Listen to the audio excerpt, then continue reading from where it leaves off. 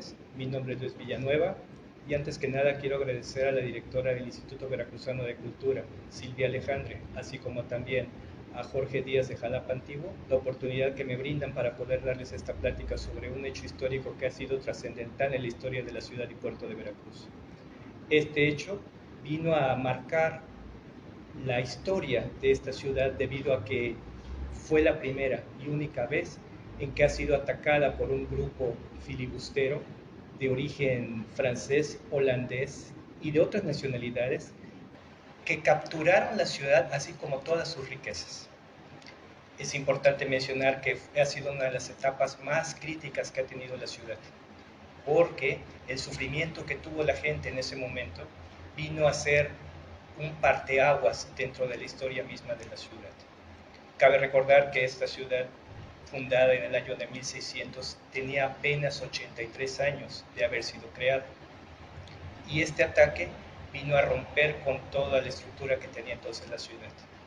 Un lugar en donde se concentraban las riquezas provenientes de la entonces Nueva España y que se concentraban aquí para después ser enviadas hacia Europa, así como también muchas de las mercancías que venían de Europa llegaban a este puerto y de una vez aquí se distribuían entre el territorio entonces, repito, de la Nueva España.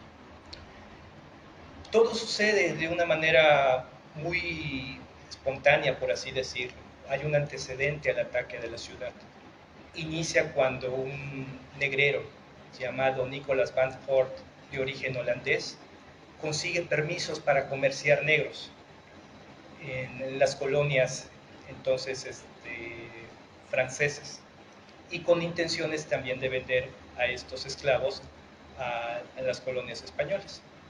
Se dedica a visitar lugares de África y de ahí capturar a estas personas para después comerciarlas. Sin embargo, ocurre que en esta situación es capturado por fuerzas españolas con la finalidad de quitarle a esos negros que él buscaba comercializar. Él había de alguna manera estado también saqueando barcos de origen español o de aliados de los españoles. Y al final es capturado y se le obliga a pagar por las mercancías que él había robado de otras nacionalidades aliadas de España. Así como también le quitan el cargamento de negros que él había capturado. Eso provoca enojo en él y lleva a buscar una revancha. Logra escapar de la captura en la que se encontraba y se dirige a Haití, donde había un reducto francés. El gobernador de ese sitio le concede el permiso para poder atacar naves españolas, patentes de corso. Es así como entonces él se dedica a saquear naves españolas buscando quedarse con su cargamento. Sin embargo, él sigue teniendo en su mente la sed de una revancha. E incluso cuando logra escapar de los españoles, lanza una amenaza hacia ellos, diciendo que se va a desquitar. Para esto empieza a ingeniar un ataque a lo que iba a ser, a lo que es la ciudad de la Nueva Veracruz en aquel entonces. Empieza a preparar el plan para saquear, porque él estaba enterado de que este sitio era el lugar donde se concentraban todas las riquezas procedentes del interior de la Nueva España y de otros lugares como Caracas. Una vez realizado eso, piensa y busca aliados, busca personas con las cuales puede adquirir más fuerza y poder atacar esta ciudad, porque también estaba consciente de que era una ciudad con relativa fuerza militar. En esas circunstancias entabla conversaciones con un pirata que en ese momento ya también era un filibustero, un bucanero, que estaba haciendo sus correrías también saqueando naves españolas, un holandés, que es el que justamente es más conocido dentro del ataque a la ciudad de Veracruz y es el que se le atribuye el haber creado esa infiltración dentro de la ciudad. Nicolás Van Horn platica con este filibustero que nosotros conocemos aquí en Veracruz como Lorencillo. Lawrence de Graaf es su nombre, un holandés también, coterráneo suyo. Lawrence de Graaf al principio no estaba muy interesado en participar, sin embargo Van Horn se las ingenia para convencerlo. En aquel entonces Lorencillo, que era el nombre con el que se le conocía popularmente, ya tenía cierta fama, y dentro de su fama estaba el hecho de ser una persona muy arriesgada y muy atrevida al momento de realizar ataques, muy valiente.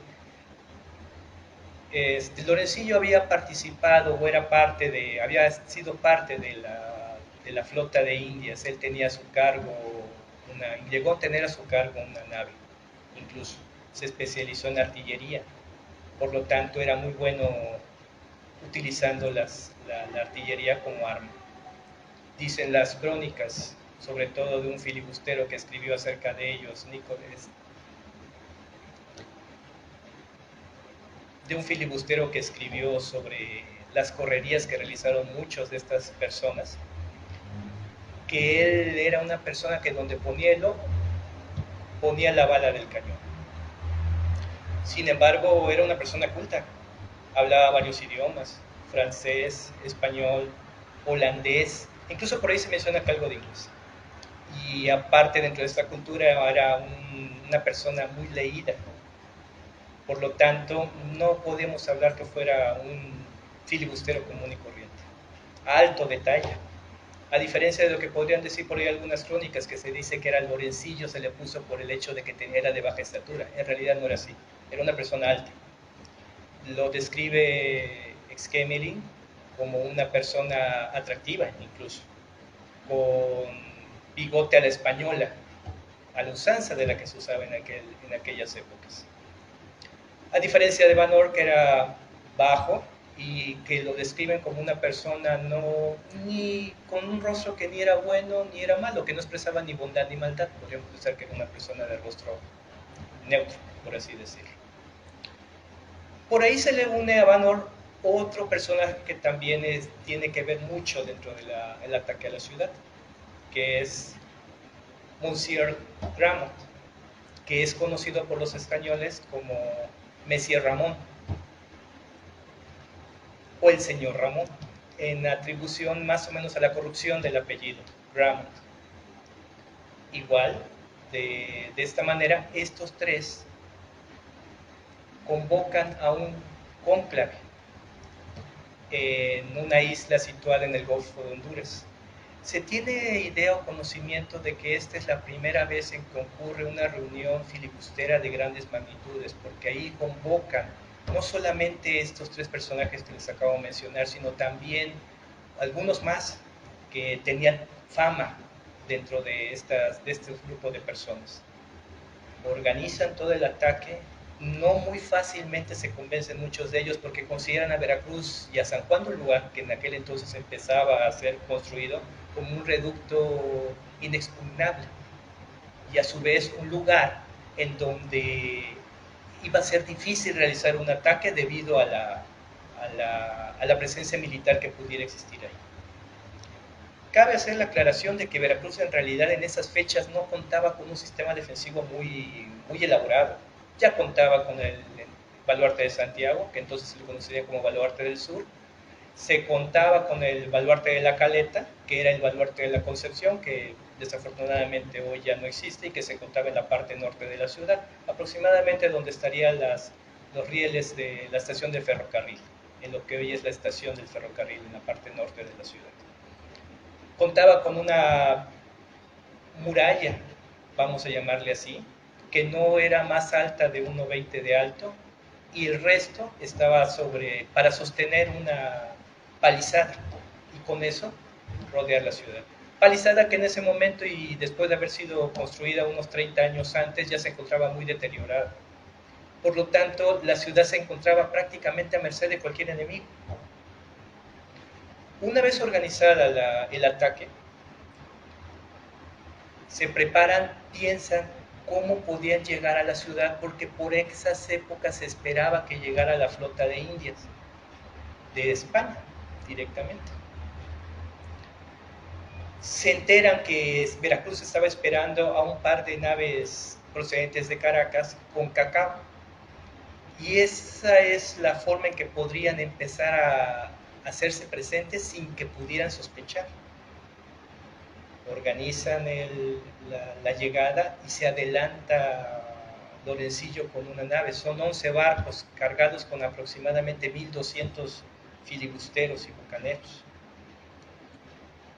Llegan a lo que es la parte frontal de la ciudad, de tal manera que no puedan ser vistos y solamente se adelantan 2 naves, una capitaneada por Lorencillo. Se acercan a lo que es el Canal del Norte, una de las entradas naturales que tiene la ciudad de Puerto de Veracruz y en aquellos años muy utilizada, pero no entran a la ciudad, se quedan allí, dan la media vuelta y se regresan. Estamos hablando que es el 16 de mayo del año de 1683. Esto crea cierta expectación entre la población, porque ya estaban enterados de que iba a llegar la flota de Indias, recalco, y al ver ellos esas 2 naves, piensan que son una avanzada de esa flota, que se habían adelantado, y dan como justificación el que se hayan regresado al hecho de que decían es que están esperando a que llegue el resto de la flota para poder entrar juntos. Desafortunadamente no sucede así. También por ahí alguien llega a sospechar de que son barcos enemigos que se aproximan. Hay una consigna dentro de la misma vigilancia que tiene la ciudad y es que debe salir un barco de San Juan de Ulúa para poder verificar si estas naves son amigas o enemigas. El encargado de la gobernatura de la ciudad no ordena que salga esa nave cuando debió haber sido hecho. También se da la coincidencia de que los barcos pesqueros de la caleta esa noche tampoco salieron a pescar. Algo que siempre hacían. Se tenía la costumbre de cenar pargo en la ciudad. Entonces salían en las tardes a pescar a este producto, traerlo a la ciudad, pero en esa ocasión no salió. Entonces los 2 medios por los cuales pudieron haber sabido que esas naves eran enemigas no se dan. Los filibusteros, llegada la noche, desplazan sus naves y se quedan frente a lo que hoy se conoce como Vergara.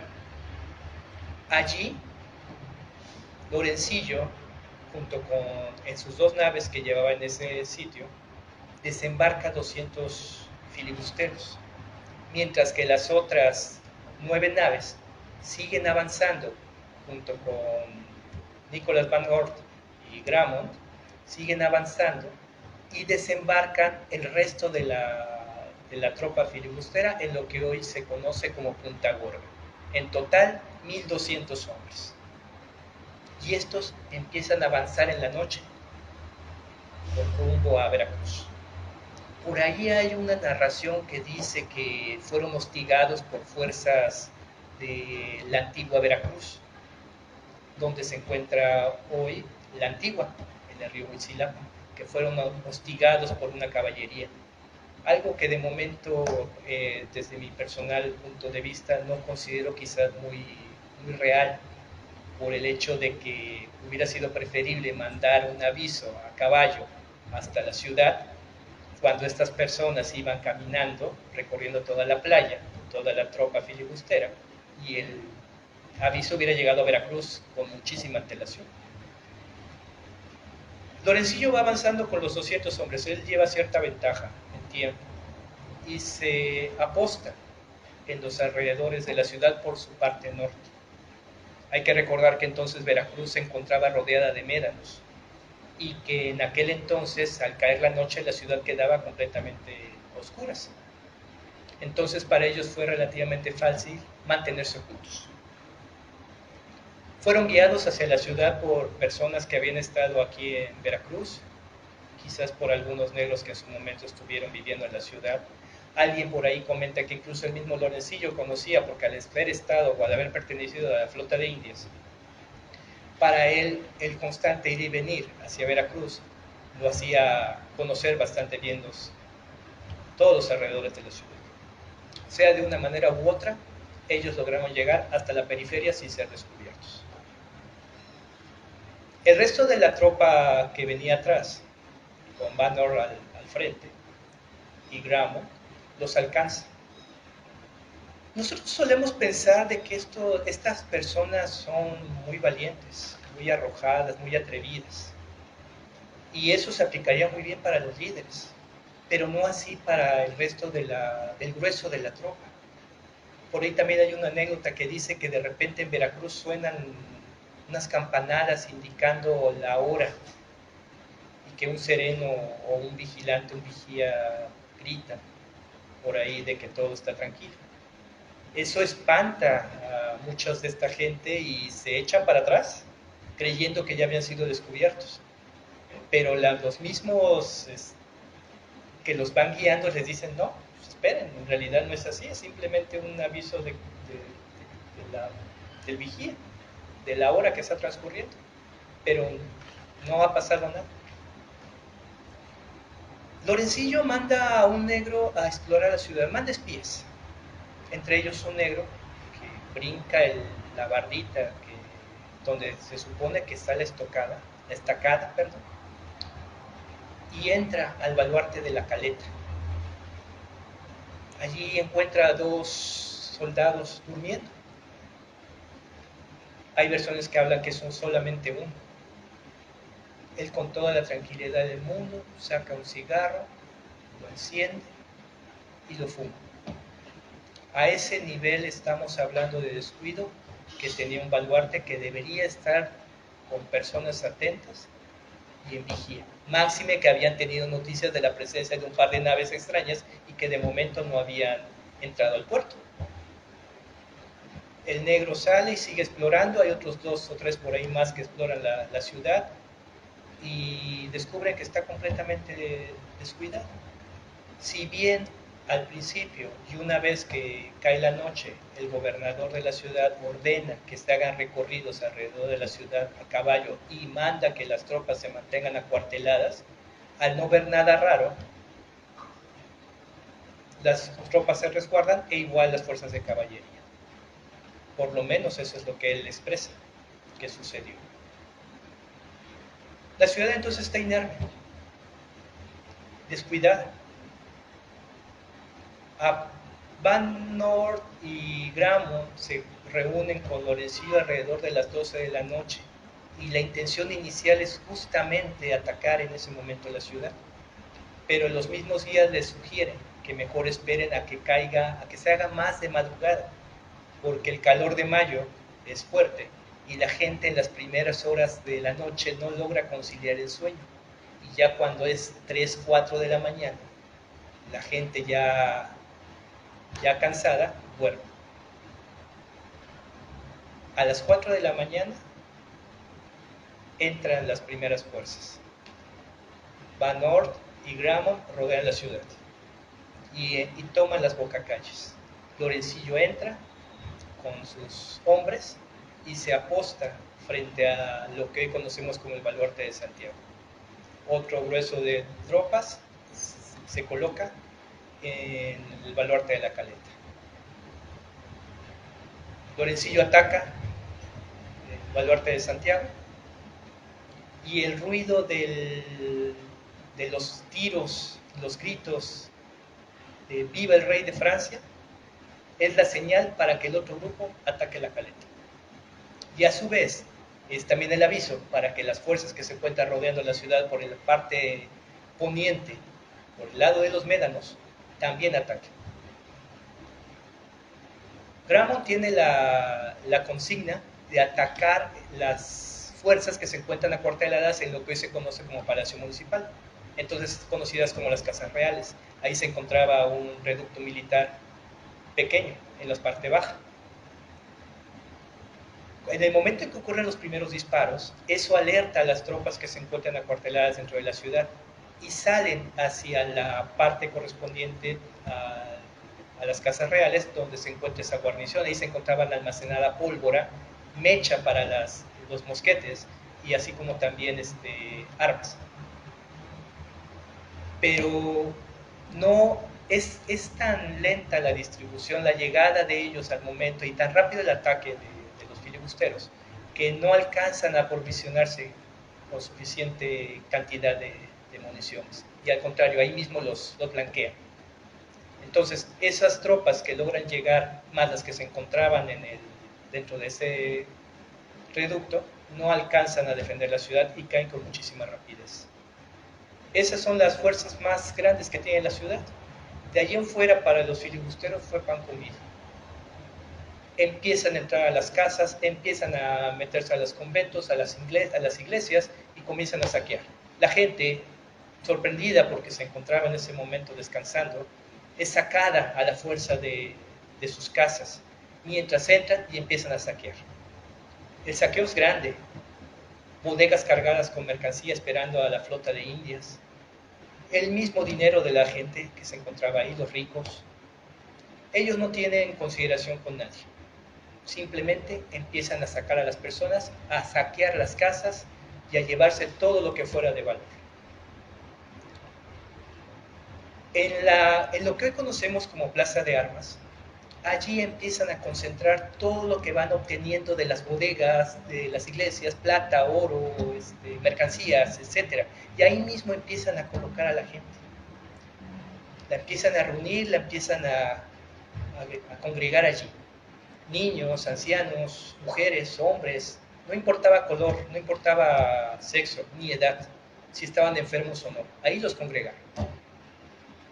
Una vez que la cantidad de gente ya era grande, estamos hablando que ya para entonces eran alrededor de las 7 de la mañana, ya había por lo menos 600 personas ahí reunidas. La ciudad en ese entonces, debido al intercambio comercial que estaba a punto de darse, habrá tenido unas 3.000, 4.000 personas, a lo mucho, a lo más. Ya era difícil poder tener a tanta población ahí. Y entonces deciden meterlos a lo que entonces era la parroquia, que es hoy la Catedral de la Asunción de María. Allí los empiezan a meter, los empiezan a empujar y obligan a la gente a hacerlo bajo la amenaza de matarlos. Abren las puertas de la iglesia, hacen 2 filas los filibusteros a los lados para que entonces quede un camino central. Y por ahí empieza a pasar la gente y los empiezan a pelotonar allá adentro. Imaginen ustedes que conocen, y si no han tenido la oportunidad de conocer a la catedral, no es un espacio grande. Meter ahí a 3.000 o 4.000 personas en un mes de mayo con los calores, debió haber sido terrible, sofocación, calor. Imaginen ustedes los muertos que incluso los mismos filibusteros, apelotonando todavía más a la gente, enterraron ahí o medio enterraron. Entonces era un lugar de plano muy complicado para poder estar y desafortunadamente estuvieron varios días ahí. Lorencillo busca de alguna manera obtener más recursos porque él está convencido de que lo que han logrado reunir no es todo lo que hay en la ciudad. Hay mucho más, pero seguramente los ricos o las personas escondieron sus recursos, sus dineros en sus casas. Y entonces él ingenia una manera para poder obligar a que saquen ese dinero. Mete barriles de pólvora. Hace un camino de este mismo material inflamable hacia afuera de la que entonces era parroquia, insisto. Y les dice a la población, si ustedes no dan todo lo que tienen, voy a prender esta mecha y aquí van a volar. E incluso si la llega a prender. El camino es largo, de la pólvora desde donde comienza hasta donde están los barriles. Fue más bien como para generar miedo, pero la gente sí realmente se espanta y entonces buscan alejarse de los barriles. apachurrando a todos los que se encuentran atrás. Unos intentan escapar por las claraboyas incluso, pero son balaceados por la parte de estera o la parte de afuera. Otros intentan brincar por la parte de atrás, que entonces colindaba con un panteón que tenía la ciudad. Allí también los matan. Se crea un verdadero caos dentro de la parroquia. Lorencillo se da cuenta de que no es una mejor solución para poder obtener los tesoros que todavía podrían haber tenido la gente. Y entonces él les dice, bueno, está bien, no los voy a hacer volar, pero soy una persona que se da cuenta y no soy una persona desalmada. Y entonces ya no, ya no continúa con esa amenaza, sacan los barriles de pólvora. Sin embargo, se sigue con esa idea de que siguen teniendo más recursos la población. Y entonces sacan a las personas que son de dinero, a los curas de las iglesias, y los torturan. Incluso llegan a pedir rescate por los diferentes clérigos de las congregaciones religiosas que hay aquí en Veracruz, dominicos, franciscanos, etcétera, agustinos. Al final de cuentas consigue sacar más dinero de la gente, y eso de alguna manera contribuye a que la riqueza que ellos van obteniendo de la ciudad sea todavía más grande. Situación que finalmente consigue. Las tropas que venían o que se supone que deberían haber auxiliado a Veracruz nunca llegaron. Desafortunadamente por ahí de repente aparece una pequeña agrupación a caballo de lanceros procedentes de San Lorenzo. Eso los pone en alerta a los filibusteros y deciden entonces que ya no es muy idóneo permanecer en la ciudad. Y por tal motivo sacan primero a todos los negros, los ponen a trabajar, y entonces los llevan hacia lo que sería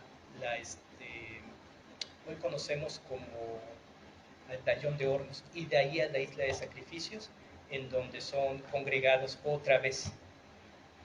Allí en ese lugar se da un duelo entre Nicholas Van Horn y Lorencillo, en donde el primero termina lastimado por el segundo, y bueno, posteriormente moriría debido a una gangrena en esta herida.